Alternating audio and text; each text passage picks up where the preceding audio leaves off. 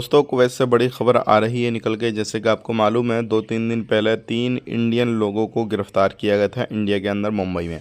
तो उनके हवाले से बड़ा खुलासा हुआ है कि वाकई में उनकी सैलरी रोकी गई थी, वो लोग कैसे गए कैसे नहीं गए, पूरी जानकारी मिलेगी। और भी हम गिरफ्तारी चेकिंग के हवाले से बात करने वाले हैं। चैनल को पहली बार देख रहे हैं, सब्सक्राइब कर लें, बेल आइकन ज़रूर प्रेस कर दें, आने वाले वक्त में ऐसे ही जानकारी मिलती रहे। सबसे पहले मैं आपको बताना चाहूँगा, आप कभी भी कहीं से भी हैं तो आप अगर कुवैत के अंदर रहते हैं तो इलीगल तरीका बिल्कुल ना अपनाएं अपने देश जाने के लिए। आप लीगल तरीके से जाएं। कोई परेशानी है, कोई प्रॉब्लम है तो आप इंडियन एम्बेसी को ज़रूर कांटेक्ट करके उनको परेशानी बताएं, वो आपका परेशानी का हल निकालेंगे। अगर अदर कंट्री के तो आप अपनी अपनी एम्बेसी को ज़रूर कांटेक्ट करें, क्योंकि आप खुलासा ये हुआ है, जो तीनों बंदों को गिरफ़्तार किया गया है इंडिया के अंदर, मुंबई के अंदर, तो वो तीनों बंदों पे किसी भी तरीके का कोई सैलरी वगैरह का मसला नहीं था। मतलब उनको सैलरी भी बराबर मिल रही थी, सारी चीज़ें थी।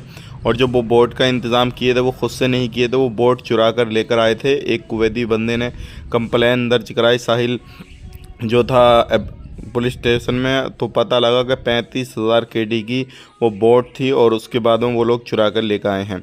अब उसको पता लगा ये सारी चीज़ का, तो उन्होंने कंप्लेन दर्ज कराई, सारा चीज़ हुआ। और उसके बाद में जो इनके ऊपर मामला था वो ये मामला था कि ये लोग शराब पीते थे, शराब का मामला इनके चल रहा था, तो इसलिए इन्होंने सोचा कि बैन हो जाएंगे, हम इधर से जाएंगे, तो वो सारी चीज़ें, तो ये जो लोग थे तीसरा रास्ता बनाए और उसके बाद में जो थे वो इंडिया को आए।